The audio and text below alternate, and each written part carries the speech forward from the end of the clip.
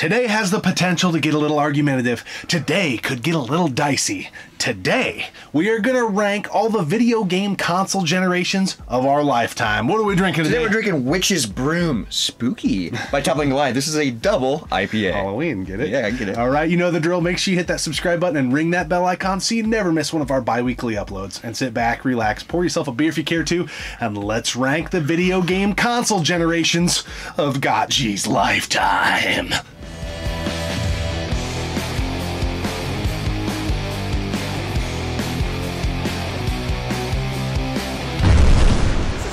Squad. You're watching Gaming Off the Grid, possibly the greatest channel on earth. Yeah, well, greatest. Besides GameSack, Game Chasers, Retro Liberty, Chase Up at the Right Price, Russ Lyman. All right, this should be a fun one. The video game consoles of our lifetime, and that's kind of us combined because there is a little bit of an age gap. But you know, I was born in '86, so I was around for console generation 3, and we're going to leave some consoles out of the mix. We may discuss them a little bit, but we kind of just put the heavy hitters for every generation. Yeah, the top consoles of the generation, just the mainstream consoles that did well. So we're doing console generation 3 all the way through 9. This is going to be fun. We've never done a ranking episode before, and I don't know who's going to win. We did not discuss any of this. I think we just dive in. So how do we want to do this? Do we just want to go by generation? Yeah, I think we just start kind of at the generation, then we put it where we kind of think, and then I think we can shift shit around if we're complaining and whatever. But starting off with generation 3, most notable, I know the Atari's in there, right? Atari 2600. Some of the Ataris are in there. The Master System is in there, but then the Nintendo Entertainment System. Yeah, so I think in our graphic, it's the Master System and NES. So the NES, one of our favorite consoles. Yeah. One of the first consoles I ever played. I think this goes pretty high up there. Yeah, I would agree. I mean, you know, it was kind of the show pony. It's kind of a one-trick pony as far as I'm concerned. The Master System is an awesome console. Didn't do super well in North America, so I never encountered one until later on, high school years. I seen one. I was like, what? So I don't have a ton of like nostalgia, and it doesn't really sway my decision. But I don't know, man. Like, first swag, let's throw it up there at number 3. Yeah, I was thinking 2 or 3. So here we go. NES, number 3. Yeah. All right, moving on to generation 4. We have the Super Nintendo and the Sega Genesis. I think there's a couple other smaller ones in there. Yeah, TurboGrafx 16. TurboGrafx 16. Yeah, that's a good one. Super Nintendo, phenomenal console. I mean, this whole generation was phenomenal. From you know, if you were alive and thriving as a gamer in this time frame. Arguably, I mean, I don't think it's worth arguing. The greatest console war of all time was the Genesis kids versus Super Nintendo kids on the playground, on the school bus, on the city streets. What console was better? You know, the Genesis had the edge. It seemed like the cool console. And for a lot of, I feel like, teenage type kids, the Genesis was the way to go because Nintendo had gotten a little maybe kiddie. They'd maybe outgrown it. It was getting kind of kiddie, and like the colors of the Genesis were edgy. Yeah. There was blood, which was freaking cool. And you gotta remember that Genesis does what Nintendo. So yeah, okay, so that plays into the equation. Super Nintendo did outsell the Genesis. But we're not talking. We're not here to debate that. We are here to say where this ranks. What Nintendo? So I grew up playing Super Nintendo. I don't really have nostalgia for the Genesis, but I'm slowly coming to love it. It's an awesome console. I think this generation has amazing games. It started a bunch of IPs. I think it's timeless too. I think you go back and play this generation. I just think for at least right now, on the merit of what I think is the greatest console war of all time, I think it goes up in 1 or 2. I'm scared to put 1 right now. Yeah, so let's maybe go 2. Let's go 2. Okay, moving on to the next generation. The 64-bit generation, N64, PS1, and the Sega Saturn. Well, I mean, I don't know that I would call it the 64-bit generation, but you might because you're thinking of the N64. But the Saturn, PS1, 32-bit consoles. And I do think there's some other consoles that are worth noting in here. I think the Jaguar actually falls into this region. But these were the 3 heavy hitters. These were the ones kids were debating and arguing about. You had to be pretty niched down as a gamer to be playing those other consoles. This generation is so unique for me to always revisit anytime we talk about it because in the moment I was obsessed with all 3 of these consoles. Yes, they were all amazing when they came out, but going back to them just in general it's kind of rough. I mean, obviously we play the 64 all the time, wrestling games, 4-player games, party games. Yeah. There's amazing games on the PS1. There's amazing games on the Saturn. I think it's tough. I think all three of these consoles, they still have games that are timeless. Yeah. But it's few and far between. When you look at the library on the consoles, you know, the Saturn, and I'm not a huge expert on the Saturn, but I've always liked it. You know, outside of, you know, probably 20-ish games, you know, that I think are still really fun to play, it's pretty dated when you revisit it. I'd say the same about the PS1. A lot of good PS1 games. 64 probably less as far as number of games that I would like to go back and play on the console. I know we sometimes say there's not even 10. There's probably closer to 15. 15, 20. Yeah, but it's a unique generation because it did so much for gaming, but it hasn't stood the test of time, and I think most people would understand what we're saying with that. So I'm thinking 5 or 6. I was thinking 5. Okay, let's put it at For 5. right now? For now. Moving on to one of our favorite generations that we've been covering a lot of last year and this year because this generation is turning 20 years old. Mm-hmm. The Dreamcast was the first to turn 20, then the PS2, then the GameCube, then the Xbox. Generation 6, baby. I love this generation. Yeah, I mean, this generation, I think, really... You gotta take into consideration that all the main players in this generation are amazing consoles in their own right. Like, I have went through pockets in my life where each one of these has been among my favorite consoles. The Dreamcast was the first console I ever bought with my own money. I was arguing with kids that it's better than the PS2. I would go die on a hill for about a year and a half arguing that point because it had so many great games. The sports games in particular at that time were unbelievable. Dude, they still are. Then, you know, once I got a PS2, and for a good chunk of my life, the PS2 has been one of my favorite consoles. And now I'm collecting primarily for the original Xbox because which is a hammer console. It's cheap, love it, plays great, looks great. And then the GameCube. Beautiful games. Yeah. I love the controller. This generation is also huge in the 4-player party scene. Gaming with friends, and I think this generation is kind of like the swan song of that. Yeah, for sure. That's a great point. Obviously, people still did it in the next generation, but that was more online. Yeah. Dude, it could just be because we've been covering it so much, but I think this is one. Yeah. Let's throw it up there in the number 2 bucket. Let's mix it in with number 2. Yeah, okay. And then let's circle back, because I really got to think about this for a minute. All right, so now we're on to Generation 7. Yes, the 360, the PS3, and the Nintendo Wii. So unique that the generation was, like, blasted by the Nintendo Wii in sales, and it was the only non-HD console in the generation. Kind of shows that it's not the size of the ship, it's the motion of the ocean. I've said that before. Yeah. So, this is another generation where I love all things Generation 7. PS3 was the console that I owned in the moment until probably whenever the Wii came out. We got one pretty quick. Wii, no pun intended, when it came out. But the 360 I had briefly in the college house I was in, but then when the PS3 came out, I was like, get out of here. But I had a lot of friends that had a 360. So I really like all 3 consoles in this generation. Yeah, that's what's kind of cool is like, I'm a Sony fanboy, but the 360 is amazing, and that was like the console I had in this generation. And then the Wii is like its own thing. Yeah. And I played that a ton with my family. It was a great... Wii Sports, Wii Bowling, played that with so many people. And then my neighbor had the PS3, and I remember the PS3 offered free online, which I wanted one so bad because of that. Yeah, that was a big deal back then. That was huge. Yeah. Where have those days gone? I don't know, but I wish they would come back. Yeah. Where have those days gone? Where have those days gone? This generation is awesome. There's a lot of great co-op games. There's also great online games. The games look great. The games play great. What are you thinking? I'm thinking like 2 or 3 here. I'm thinking like the 3 bucket. 3? 3 bucket at least for now. Then we got some shuffling around. Yeah, we're going to have a lot of shuffling. Okay. We're getting into modern now stuff. We get into a murky generation, and you know, there's probably, maybe if you're already seeing the graphics and wondering how Nintendo has 2 entries in one generation, but they kind of do. Yeah. I don't know where the Switch, how long it's going to be out, and will people consider it Gen 9, but it came out in Gen 8. But you got the Nintendo Wii U, the Nintendo Switch, the PS4, and the Xbox One.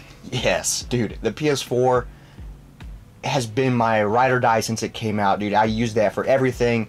It's been in it's like my whole entertainment system. Netflix, gaming, Spotify, It's just, I use it for everything.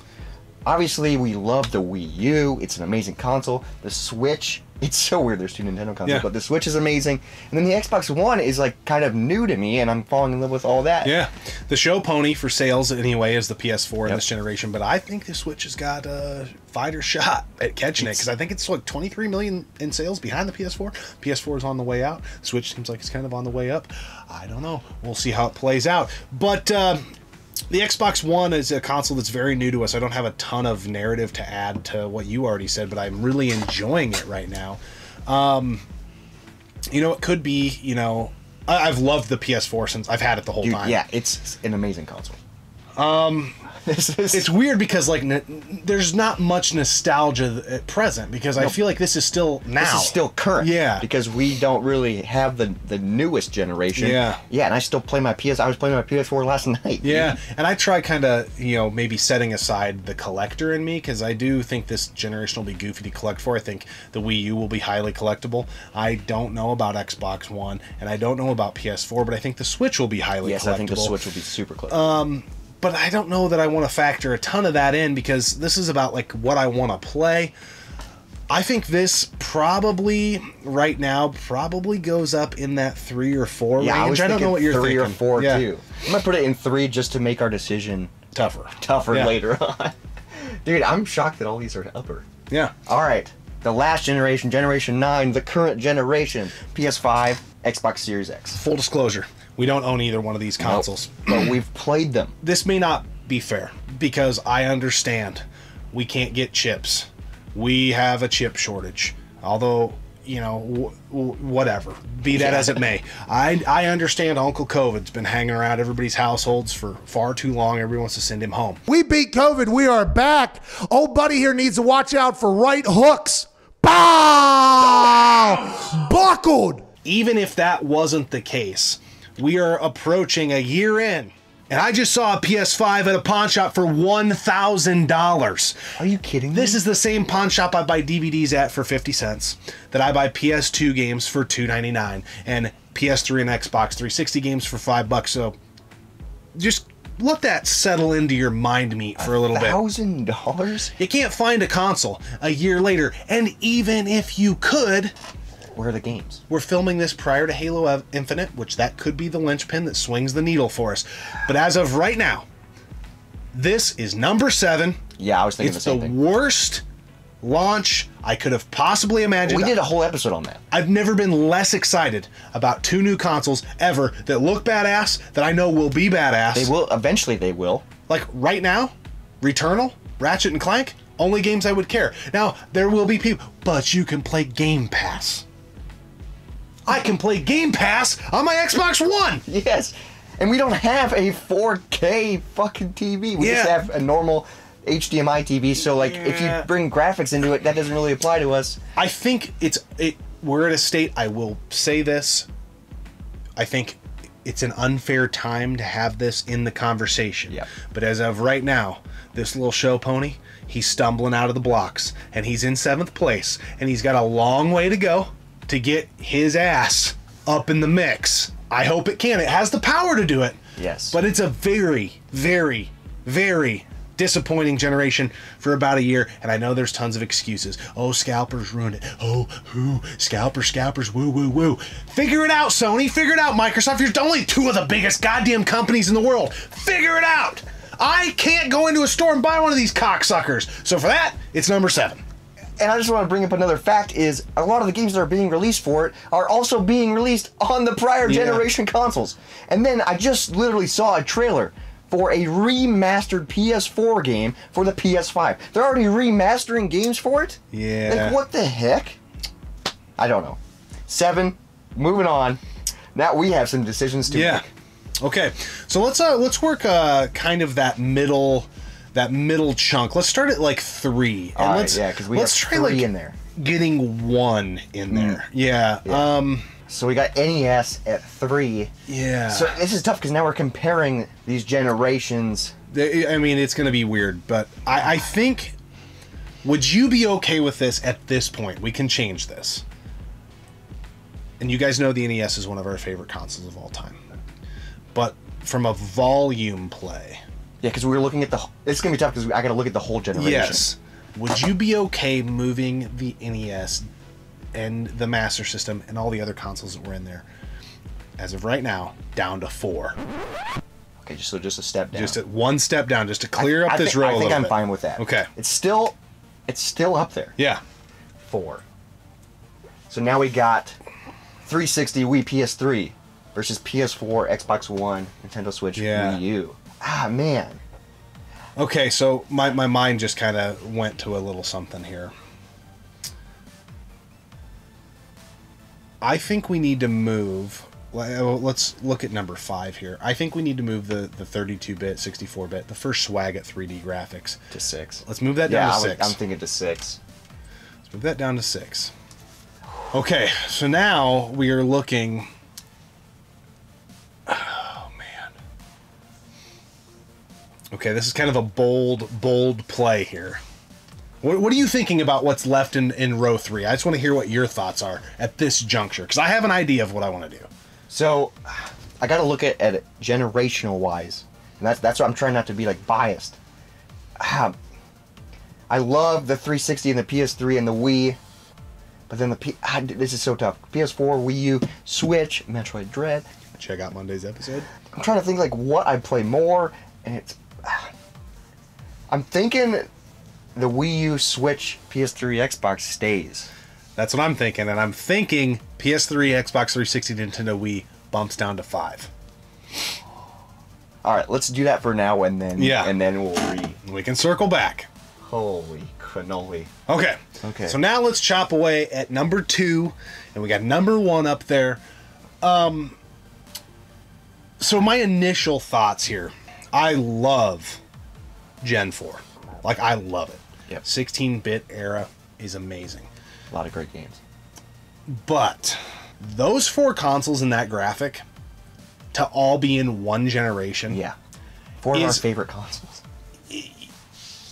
It's mind-blowing how good Generation 6 was. And if you're not playing them now, you maybe don't remember how good they were. These consoles still play amazing. They still look amazing. The Dreamcast was so far ahead of its time.